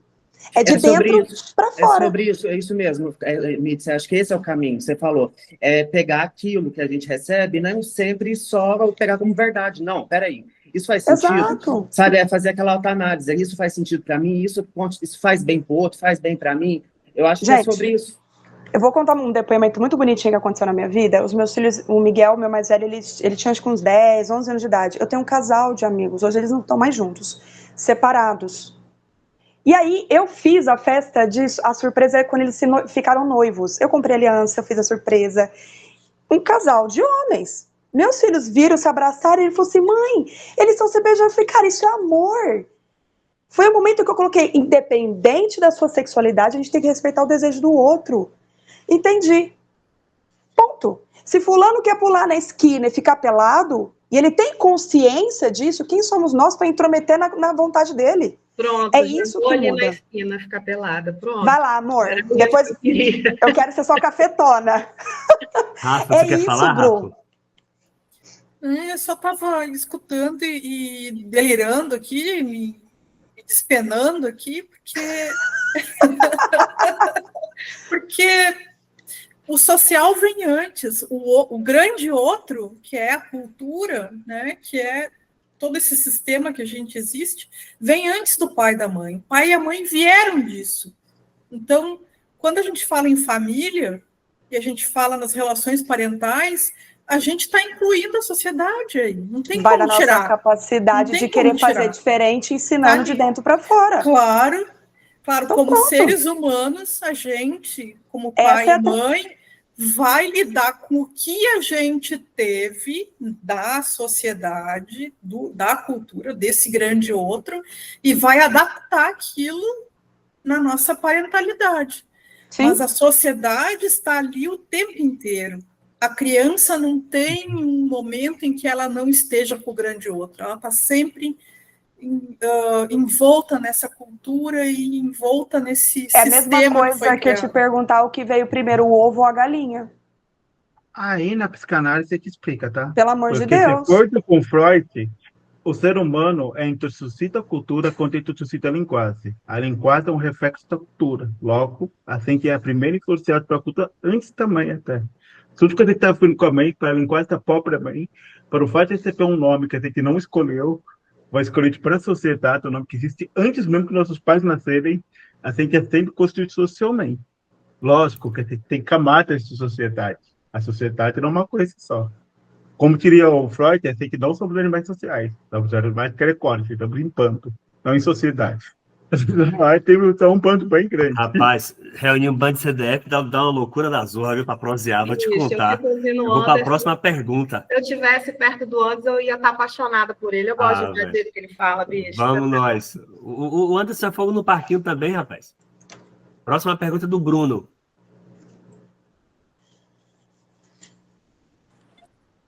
Então, assim, eu fiz essa pergunta nesse sentido, as minhas estavam muito nesse sentido, mas já que a gente já debateu muito sobre essa questão do gênero, tudo isso aqui, como você acha que a gente vai ter que tratar a psicanálise daqui para frente, então, como você falou sobre a criação de filhos, né? Como que a psicanálise pode ajudar nessa quebra de padrões, né? Eu falo de repetição, de preconceitos. Como que a gente, dentro da clínica, eu sei, lógico, a gente não vai sair falando, você vai fazer isso para o paciente, igual você mesmo, a gente sabe que não é uma função da psicanálise. Mas como que, dentro da clínica, a gente pode dar uma conscientizada, sei lá, ou através do nosso trabalho, sabe? Lidar com o outro e falar, não, vamos fazer diferente, sabe? O que significa a palavra preconceito? Sabe o que significa a palavra preconceito? O conceito anterior. O preconceito é o não saber aquilo e julgar. Preconceito é quando você aponta uma coisa, não experimenta e julga porque você não experimentou e fala que é ruim. Dentro da clínica não é fácil, óbvio, mas dentro da clínica a gente ensina esse sujeito a se enxergar e tirar esses paradigmas, desses preconceitos. Mitz, eu vou piorar um pouquinho. Como lidar com o homem machista dentro da clínica? Menina, é uma loucura, eu tenho, viu? É botando literalmente meu pau pra fora, eu boto pra fora, peraí, só um minutinho. Realmente é mostrando que, de uma forma simples e objetiva, que todo mundo tem um lugar, independente de como ele enxerga, porque ele veio de uma ideia estrutural, familiar e social no campo da família, do campo dos amigos, essa ideia de não gostar de alguma coisa, de não gostar de um gay, ou de gostar de uma sabatona, ou não gostar de um casal lésbico. É ali que você confronta o desejo dele de não gostar. Então, assim, igual eu lembrei de um vídeo antiguinho de uma mulher aparecendo assim, uma entrevista, ela falou assim, tava tendo muito, ainda tem, né, claro, muitas agressões contra homossexuais na rua. E aí uma mulher fala assim no vídeo, gente, é igual Giló, se não gostar, não come, deixa lá. É sobre você ensinar o outro a ter respeito em relação ao indivíduo e o próprio sujeito, o desejo do outro. Não adianta a gente massificar e insistir em algo e fazer o outro engolir. É ensinar essa pessoa a entender o seu próprio preconceito e internalizar, ensinar ele a se olhar. É ali que quebra essa ideia de não gostar de alguma coisa ou não gostar daquilo. É você ensinar o homem por que ele é machista e entender a iniciativa do porquê que ele tem esse olhar julgador contra a mulher. Muitos homens machistas, provavelmente 98% dos homens, ou eles apanharam pra cacete em casa, a mãe foi extremamente omissa, ou sofreram, infelizmente, abusos sexuais. Então eu sou um homem machista. Muitos homens, eles vêm atravessando o seu complexo de Édipo porque não conseguem se entender a sua própria sexualidade. Por que para a mulher a sexualidade é mais tranquila de falar e de se olhar? Porque a mulher, ela se entende. A mulher, ela é sexualizada desde que ela se conhece por gente. A mulher, ela transita entre o pai e a mãe. Existe muito mais a ideia do homem machista, de você ensiná-lo a se enxergar e entender o seu próprio desejo, do que você reeducar. Então você tira essa camada. Dentro da psicanálise, é exatamente uma reeducação sobre si mesmo, sobre essa ideia social que o mundo impôs a ele. Então, ali é o momento dele se haver com aquilo que dói, ou daquilo que ele deseja, ou aquilo que ele tem coragem. Entendeu? Por isso que é a ideia do não gostar. É igual de a gente, não come. A gente está falando de novo de sociedade, né? Sim, o machismo claro. Vem daí, né? Vem todo de um papel construído para o homem, que o homem é obrigado a ser o forte, invulnerável, violento, sem emoção, blá, blá, blá, blá, blá. Todo aquele discursinho. Aquele estereótipo do homem machão, né? Aquele estereótipo que o homem é obrigado a engolir desde que ele é pequeno. Aí vem o quê? Vem a nossa geração, mães da minha idade, como Ju, você também é mãe, né, Paty? E nós viemos aqui fazer o quê? Transformamos essa relação machista para um mundo mais adepto a uma sociedade mais limpa, mais humana, menos preconceito, mais respeitosa. Vem de nós, mulheres, que gerou e que fez esse machismo, porque o machismo vem da mulher, depois a gente conversa sobre isso, mas vamos lá em Simone de Beauvoir que vocês vão olhar. Quem estruturou e educou os filhos foi a mamãe e o papai, então quem gerou foi a mamãe. Quem ensina o homem a ser o que é? A mamãe. Então vem de nós mudar a estrutura, sim, emocional dos nossos filhos. Patrícia, não, quem dá a última... Não, Paty, desculpa. para. Assim, acontece a parte porque olha para minha família. Eu sou filho de guitarrista, meu pai foi um dos fundadores da CUT, minha mãe é Inca, então não sou um de sociedade, é totalmente diferente da nossa. Todo mundo também foi meio de esquerda, tem uma ovelha bolsominion no meio.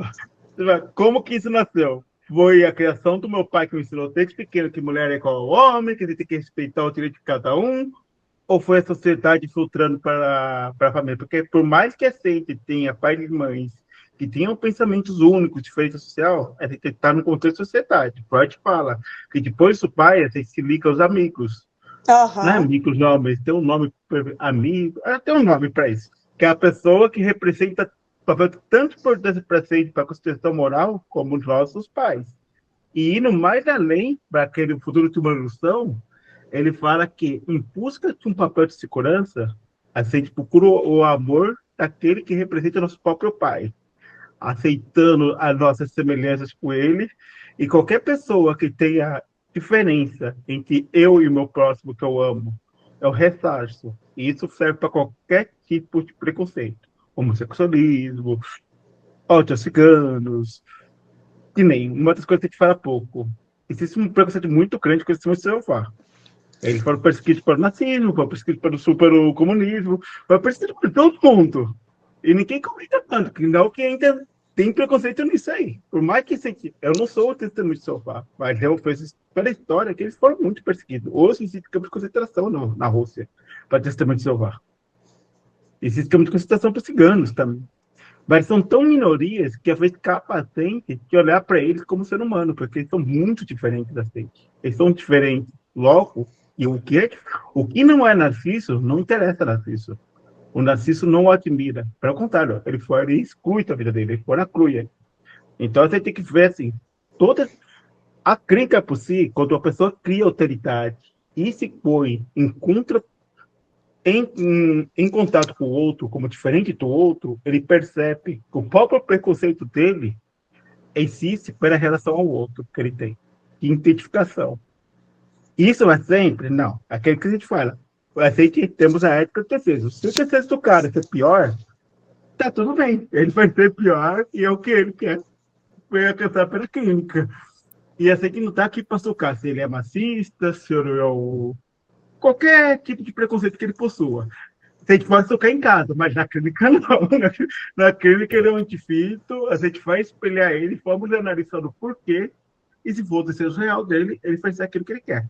Inclusive, eu acho que a gente vai para usar o termo machista, porque machismo surge como contraposição à mulher. E o machismo não é só contra a mulher. Muitos homens, para o papel que tem que pegar para o machismo, também estão vítimas. É muito melhor usar o termo patriarcado. Para falar isso, a culpa é do patriarcado, tá? Porque o patriarcado é contra o homem e contra a mulher. É só o patriarcal como norma, né? O Rafa, desculpa, Ricardo, só para concluir o que eu quero dizer, só para concluir o que eu quero dizer a você, que depende muito da nossa geração transformar a geração do nosso futuro para que não, obviamente, espero que a gente consiga dizimar tudo isso, mas é nós que fazemos a diferença, é nós que vamos mostrar aos nossos filhos a possibilidade de um mundo melhor, de uma cultura melhor, de um respeito melhor, uma sociedade mais limpa e menos preconceituosa. Sim, todo mundo vem de uma estrutura social, mas a criança, nos primeiros momentos de vida, ela vive dentro de uma estrutura social familiar. É dentro de casa que a criança entende o que é certo e errado, entende? É óbvio que a criança, ela vem com fragmentos da ideia do pai e da mãe, mas a primeira relação que uma criança tem é dentro de casa. É quando a mãe não ensina o filho a limpar a bunda sozinho, ou é quando a mãe vai lá, o filho perde alguma coisa e fala, coitadinho, ele não pode sofrer. É dentro de casa que o filho, ele leva suas primeiras broncas, seu primeiro trauma, seu primeiro não, sua primeira responsabilidade humana e social para poder respeitar o outro. Sim, é dentro de casa. Sim, é a mãe que educa. O pai joga pro mundo. O pai fala assim, agora criança, larga da teta da sua mãe que eu vou te ensinar o que é ser homem ou o que é ser mulher. Porque nossas relações primordiais, sim, de fato, é dentro de casa. É nos seus primeiros anos de vida, quando ela começa a ir para a escola, que ali ela começa a ter uma ideia de que o mundo é para além daquela casa e daquela família. Então, antes de qualquer coisa, a criança, ela nasce sem ideia nenhuma de quem ela é. Sim, é dentro de casa que a gente ensina o que é certo e errado. Por isso que o mundo está tão desse jeito, porque sempre houve o que era certo demais e o que era errado demais. Nós que vamos fazer a diferença hoje nessas crianças, como no seu filho, no filho da Juliana. Então não adianta a gente ficar só olhando por um único lugar. Aqui em casa não dá para fazer muito. Aqui em casa não dá para fazer muita comparação, não, porque meu filho outro dia virou para mim e falou assim, mãe, você é a mulher mais difícil que eu já conheci na minha vida. Você é a única mulher que faz o café e fica esperando ser servida. Você pega, faz, passa, e você termina de coar e senta. Eu também, eu não faço nada. Assim, se eu passar por você e descobrir o que você quer, eu passo por qualquer uma, porque você é a mais difícil de todas. Aqui em casa eu não me sirvo, quem me serve são os meus filhos e meu marido. Eu falo assim, eu pari, agora vocês cuidam do resto. Vamos ver aqui. Agora, deixa eu contestar. Cobra, tá? Deixa Vocês eu não sabem que é uma mulher difícil. Peraí, vamos ouvir Rafa aqui, peraí. Deixa eu só contestar aqui. O que eu estava falando, que eu achei estranho do que tu falou, Mitz, é que não é só a mãe que educa. Não dá para a gente jogar essa responsabilidade no colo, até que eu gostaria.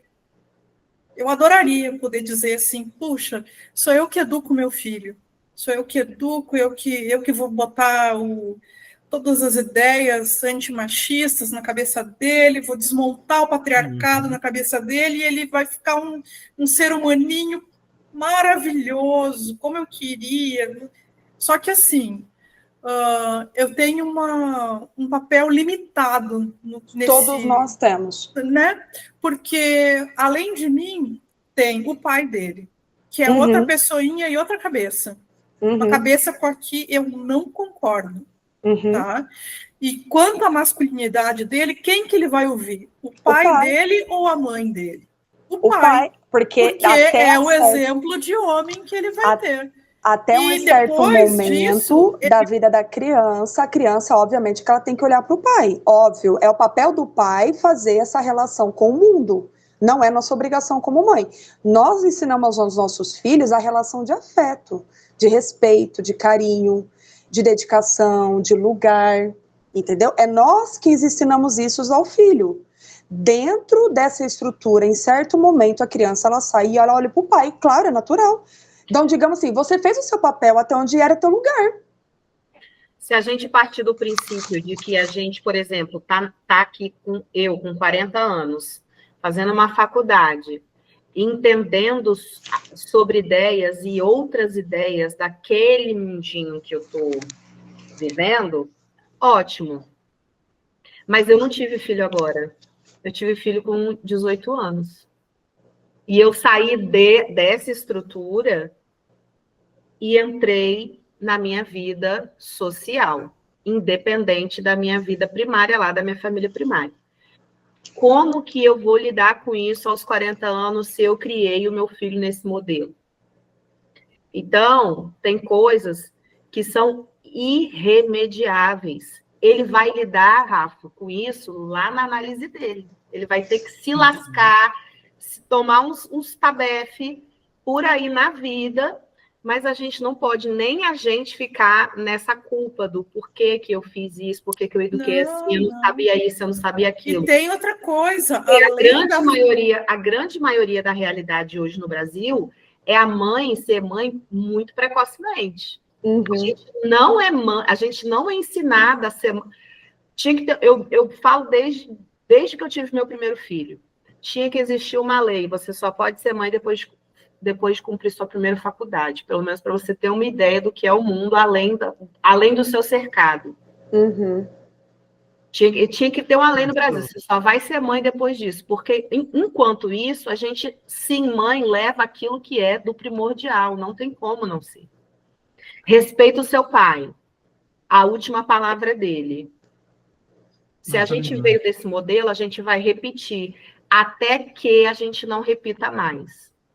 Até que a gente modelo, se você for pegar Winnicott, ele fala que um dos meios que a criança buscará a mãe ou o pai é contrariando a própria educação. A criança ir para a marginalidade. Tanto que Winnicott fala muito de crianças que tornam violento em busca do pai, porque acham que o pai vai defender da briga, e roubam em busca que a mãe toma bronca nela. E como era assim, lógico, isso é tudo em termos simbólicos. Não que você nunca viu uma criança roubando para tomar atenção também, né? Todo mundo conhece crianças que fizeram isso. Então, assim, a questão de educação, também a criança se educa a partir da relação dos pais. Assim que propõe uma educação para o filho. Mas a criança em si aceita o que vai aprender ou não. Então, a partir dos teus pais e do meio. Sim. A mãe, ela tem que estar o suficiente para a criança. Porque ela sempre vai falar tanto por excesso quanto por falha. E a gente sabe que errar por excesso é muito pior que por falha. E as famílias que são feitas só por ou só a mãe que sustenta a mãe a vida inteira, que toma conta. Essas questões de papel de gênero fica tão baralhada na minha cabeça nesse mundo, ainda quando a família, aí a gente já joga de novo, família homoafetiva, já joga a questão de ser, sei lá, criado pela irmã mais velha. Então, assim, é tudo muito, sabe? Não sei. Bru, nessa questão... Peraí, Anderson, só um segundinho.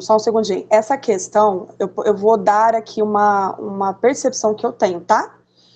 Essa ideia de quando a criança cresce numa casa onde só tem uma mãe ou só tem um pai, essa questão da sexualidade. Eu acho que essa ideia da sexualidade não vem sobre uma ideia estrutural, vem daquilo que ela é. Então, assim... Aí vai da mãe solo ou do pai solo muito da identificação com o masculino ou com o feminino. E se a única opção dentro de casa é a mãe que não sei, ela performa o feminino, né?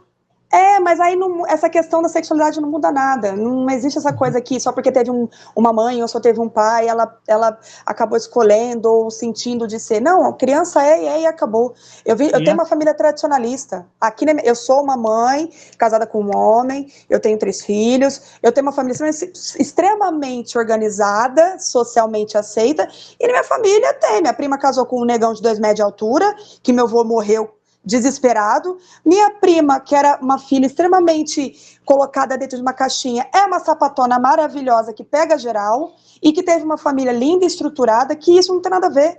É sobre a capacidade da mãe, infelizmente, estar sozinha e dar para ela aquilo que ela tem para oferecer em relação ao amor, em relação àquilo que ela foi ensinada. Agora, em relação sexualidade, isso não entra nesse lugar.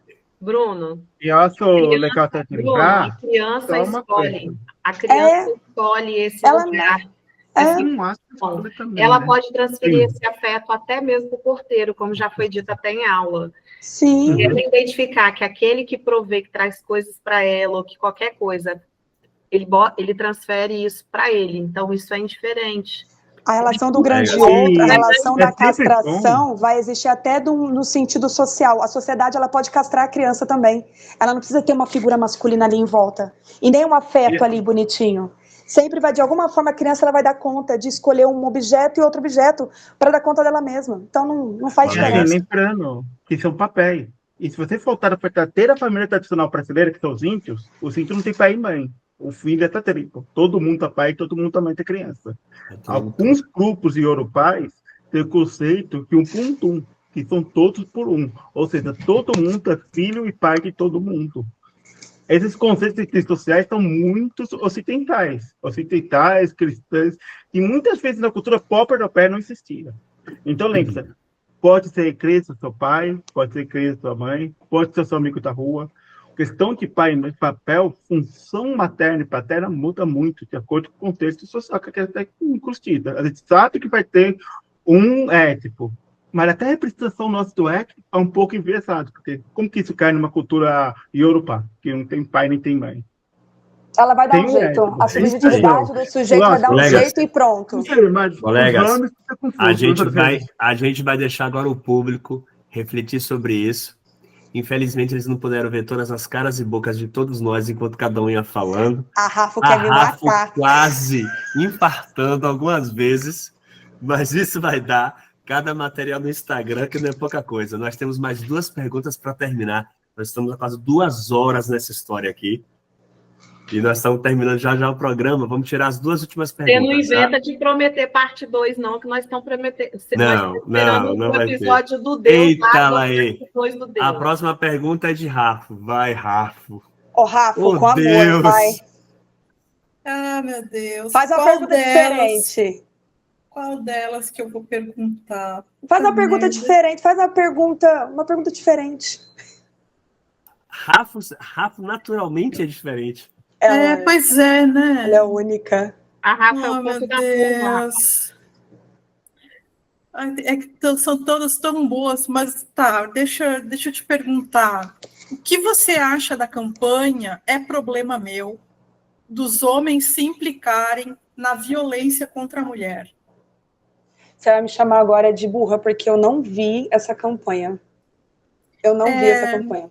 É uma campanha que está sendo feita dos homens se responsabilizarem pela violência contra a mulher, e se colocarem no papel de mudar. Maravilhoso! Que isso aconteça e continue acontecendo. O homem tem que se responsabilizar pelas coisas que ele fez contra a mulher e continua fazendo. Nossa, acho lindo. Levanto uma bandeira enorme para isso. Gente, vou abrir outra coisa aqui, muito particular. O meu pai, ele era um homem agressivo. Eu apanhei. Meu pai me empurrou quando eu estava grávida do meu filho mais velho. Eu apanhava de soco do meu pai. Vocês não têm noção? Agora vocês entendem o mundo que eu vim, para vocês entenderem? E o meu pai, eu lembro um dia que ele veio na minha casa, eu não esqueço a cena, e isso me atravessou, eu levo isso até terapia até hoje. Eu olhei pra cara dele e falei, olha só, eu dei certo na vida. E foi de tanto soco que você me deu. Eu falei, não lembro de ter te batido, você mereceu. Eu escutei isso aos quase 30 anos de idade, hoje meu pai é falecido. Eu sofri na pele, os homens têm que ser responsabilizados. Quando meu pai bateu na minha madrasta, todos os filhos, homens, e a única mulher, né, eu sou a filha da minha mãe e do meu pai, a única filha, ligamos para a polícia, defendemos a minha madrasta. Eu levanto a bandeira em relação a isso. O homem tem que se responsabilizar por esse lugar, sim. Sem dúvida nenhuma. Tá doido. Manda botar a mão em mim. Se dias... Não, só para lembrar uma situação. Eita, lembrou. Deus. Meus filhos, eu tenho o Miguel de 17, a Angelina de 14 e o Henrique de 10. O meu pequenininho, ele é totalmente machista. Meu filho é assim, ó, é o prumo do estereótipo do menininho folgado. E aqui em casa eu ensino exatamente isso. Meu filho tá com mania, por conta das escolas, ele ia falar palavrão e chamar minha filha de nomes bem pejorativos. E eu fui explicando, eu falei assim, eu vou explicar exatamente como eu expliquei pro meu filho mais velho. Desculpa a forma que eu vou dizer agora. Eu disse exatamente assim pro meu filho, se da próxima vez você xingar a sua irmã dessa palavra, eu vou meter esses 5 dedos na sua cara pra você ver o que é isso de verdade. Porque filho meu não é vagabundo que fica machucando mulher. Eu ensinei para ser homem, de caráter, digno, no meio das pessoas. Filho meu vai apanhar na cara se não respeitar. Gente, eu sou uma mãe assim. E o meu filho de 16 anos é assim. Ele é educadíssimo. Ele sabe entrar e sair. Vocês conheceram ele aqui. Mas tu sabe, né, de onde é que eles vão pegando essas coisas aí do machismo, né? Sociedade. Da rede, dos Sociedade. amigos, né? Sim. Nós estamos num momento, infelizmente, muito retrógrado, onde o movimento feminista encontrou aí um batalhão de gente fazendo uma campanha extensiva contra a mulher, né, nas redes. E que os homens se responsabilizem por isso, por tudo. O homem nenhum tem direito de levantar a mão para mulher nenhuma. Por mais errada que ela possa estar, homem não tem direito de levantar a mão para mulher nenhuma. Nem por uma flor você bate nela. Imagina uma mulher. Graças a uma mulher que eles estão aqui. Que vocês estão aqui. Gente, isso aqui virou quase agora o Mercadão do Peixe, porque o censo subiu. Mas a placa levantada aqui também. Menino. Uma filha que apanhou muito na vida. Eu vou até pedir licença para tirar a última pergunta para não apanhar. Ai, meu Deus. O melhor de tudo é o discurso da Mitz e a cara da Rafa. São impagáveis. Meu caro público, é porque vocês não podem ver as duas simultaneamente. Mas é impagável. A última pergunta. Putz, Laê. Vai, Anderson, a última pergunta é sua. Olha, eu ia fazer essa primeiro, mas eu sei que ia ser um pouco difícil, mas vai ser ótimo para terminar. Eu queria falar sobre moral. Cada pessoa tem sua moral. É uma coisa indiscutível. Por mais que você faça, eu não sou moralista. Você não é moralista, você não reconhece a sua própria moralidade. Você é moralista. Pode ser diferente de uma pessoa que seja ultraconservadora. Eu não uso esse termo, sou um termo mais religioso, mas me faltou agora na cabeça o termo para religioso, que é extremamente fanático. Mas todo mundo precisa moral. Como lidar com isso na clínica? Você cercar uma pessoa que fez uma coisa inaceitável, que não foi pego na entrevista com a preliminar, mas para você é inaceitável aquilo. Como você lida com essa situação? O que não é inaceitável para mim, dentro do meu trabalho, dentro da minha clínica? Como você lida com o inaceitável? Com a pessoa que fez uma coisa que para você é totalmente inaceitável? Eu passo o paciente para outra pessoa, porque eu não vou dar conta. Todo mundo tem um limite para tudo. Todo mundo precisa respeitar o seu próprio limite. Eu tenho um limite na clínica, eu sei qual é o meu limite. E quando isso acontece, eu educadamente, eu tiro o paciente e transfiro e falo, olha, esse lugar eu não consigo te ajudar. E eu passo adiante o paciente. Eu respeito primeiro, antes de qualquer coisa, a mim. Não tem como eu atravessar com o outro e trabalhar com o outro. Isso é responsabilidade ética. Porque aí eu posso colocar eu nesse lugar. E aí eu vou me atravessar e vou sair do meu papel de psicanalista para ser a Mitzi. Então, uma responsabilidade que eu tenho sobre o meu lugar profissional é, mediante aquele lugar que me atravessa moralmente, eu pego o paciente e mando para um colega. Simples. Não tenho o que dizer em relação a isso. Isso é ético. Isso é humano até para o outro. Meus caros, conversa de verão, papo sem recalque. Eu achei que ia dar isso tudo? Claro que eu não achei que ia dar isso tudo. Claro que você achou. Achei que as perguntas iam ser sabia. menos polêmicas? Óbvio que eu achei que ia ser menos polêmica. Pegou fogo no parquinho, Rafa quase infartando, Mitz soltando verbo. Mas essa que é a graça. Olha que todo mundo que está aqui foi por sorteio, ninguém foi escolhido dessa vez. E montamos essa galera logo no primeiro programa. São 4 programas. Nós tivemos hoje a Mitz Mesca, Juliana Dutra. Não volta não, né, Ricardo? A gente sorteou, não volta. Vocês só podem voltar agora se forem vocês para estarem no lugar da Mitz. A Mitz pode ser sorteada para entrevistar. Adoro, por favor. E vocês só podem voltar para ser no lugar da Mitz, não para entrevistar mais. Mitz Mesca, Juliana Dutra, Anderson Scaranaro, Bruno Lopes e Patrícia Rafa. eu gostaria que cada um, mais uma vez, se apresentasse, falasse se atende ou não, seus contatos, seus programas. A Rafa está com um programa incrível, meteu o sarrafo no Bruninho recentemente, passou a vassoura em mim com gosto há 2 semanas atrás. Vá no Spotify e confira o programa da Rafa. É fenomenal. É fenomenal.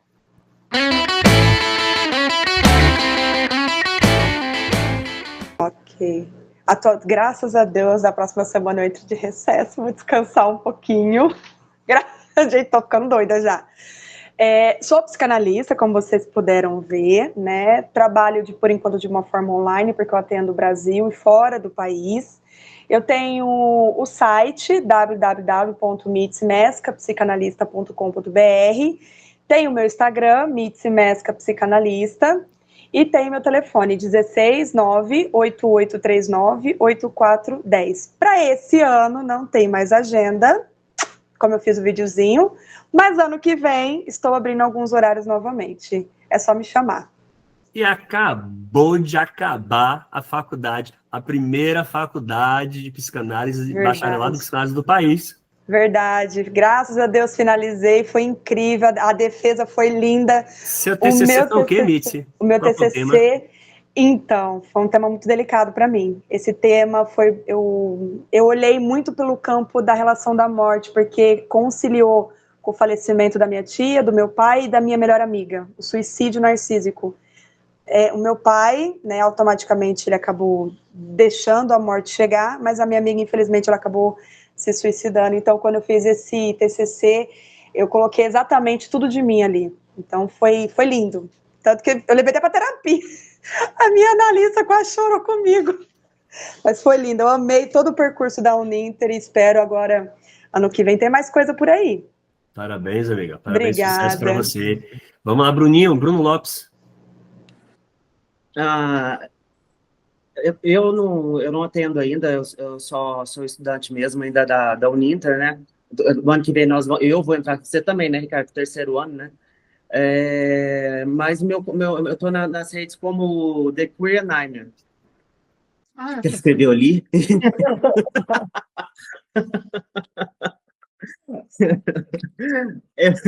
Aí eu vi aquela Ju. Ai, Ju, só você mesmo. Peraí, ô, Bruninho, em julho do ano que vem, eu fecho o 2º ano. Então eu tô adiantado. Você é primeiro. Eu achei que você tivesse o mesmo ano que eu, não. Não, eu entrei em julho de 2024. Não, Ricardo. Eu entrei em julho de 2024. Eu vou fazer 2 anos em julho do ano que vem. Você é mais velho que eu na faculdade. Você está indo para o segundo semestre. Gente, eu sou uma idosa mesmo, tá? Na vida assim, no geral, se você me ver, me topar na rua, ver uma idosa, sou eu, tá? Bruno, gente, faz uma produção incrível. Tem um trabalho de psicanálise e arte imperdível. Fala o nome do Instagram, Bruno, para a pessoa seguir, que é incrível a sua produção. Obrigado, amigo. The Queer Narnia. Depois deixa escrito, acho que muita gente não vai nem catar. Gente, é só achar a gente no Instagram que você acha o Bruno. Não tem como não achar. E todo mundo reposta, é verdade. Rafo. Ô, meu querido. Bom, gente, nem Bruno, não estou atendendo ainda não me autorizei. Estou no Insta como Pati Rafo Coutinho, tudo junto. Só as 3 primeiras letras de Pati e o Rafa é com 2 S de foca, para não dizer outra coisa. E temos um Spotify, um podcast lá chamado Freud e o Transfeminismo. Convido todos a irem dar uma espiada lá, nos escutar e deixar comentários, por favor, né? Porque a gente ama uma conversinha, um debate, pegar pelos cabelos, dar uns tapas. Eu amei, viu, Paty, conversar com você. Nossa, eu nem vi a hora passar. Quando a gente tava falando de 2 comadres lá, quando veio o tempo acabou. Eu nem vi. Olha, o problema de Rafa, que é muito inteligente, faz cada produção incrível no Instagram, as matérias que ela faz, as releituras, a maneira que ela se posiciona diante das coisas que acontecem no mundo contemporâneo, mas tenha medo quando ela fizer isso. Levantou aqui a franja da frente, coçou aqui o queixo, saia de baixo, que lá vem tiro. E é para todo lado, gente. Obrigado, viu, Rafa?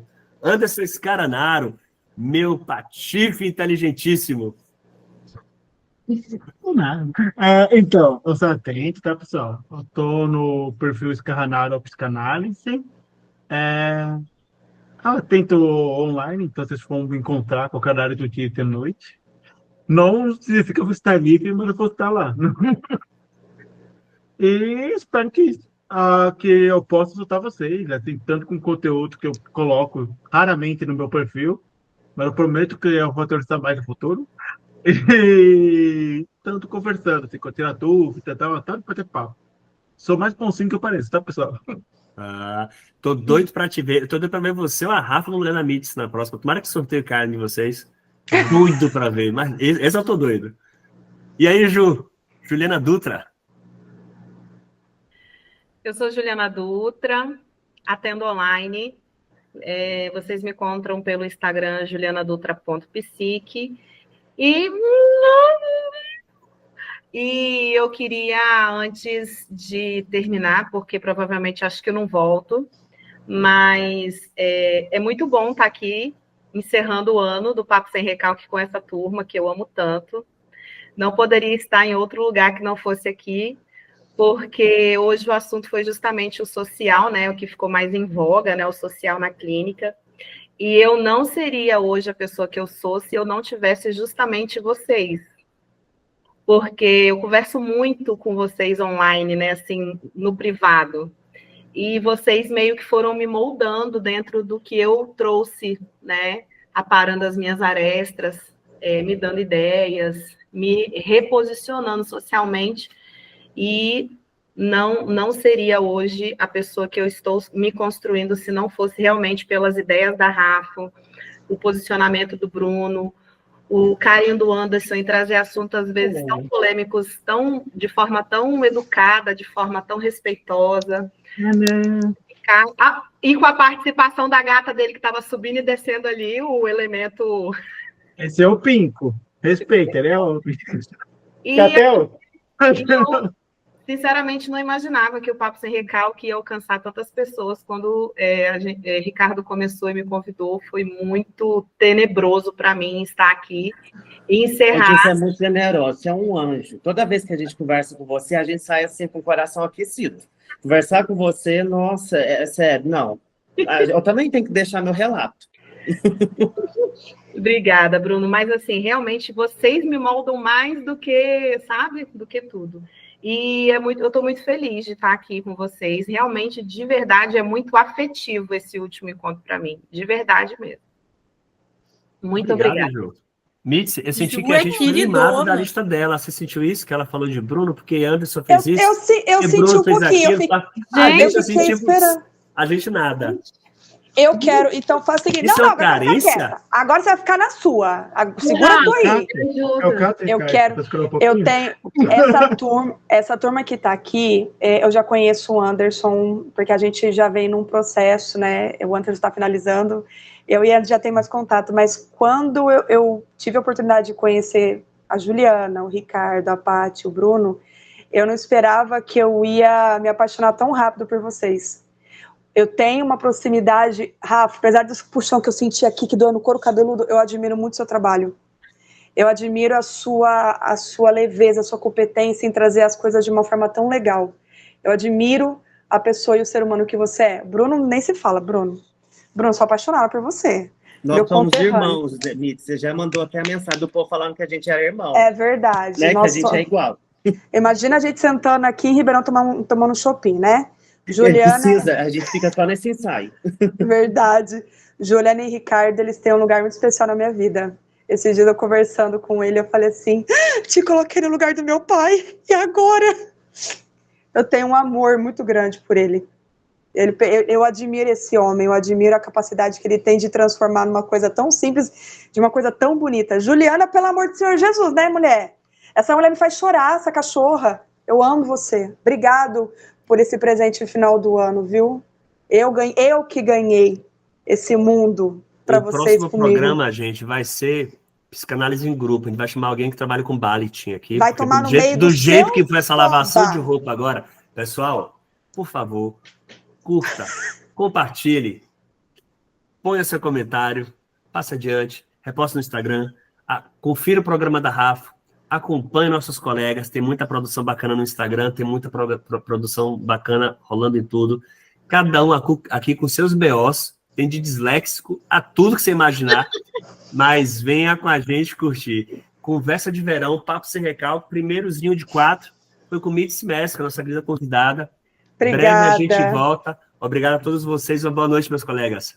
Eu não tenho problema com o Balit, hein? Eu tenho problema quem traz o Balit. Só para deixar registrado. Boa noite. Beijo.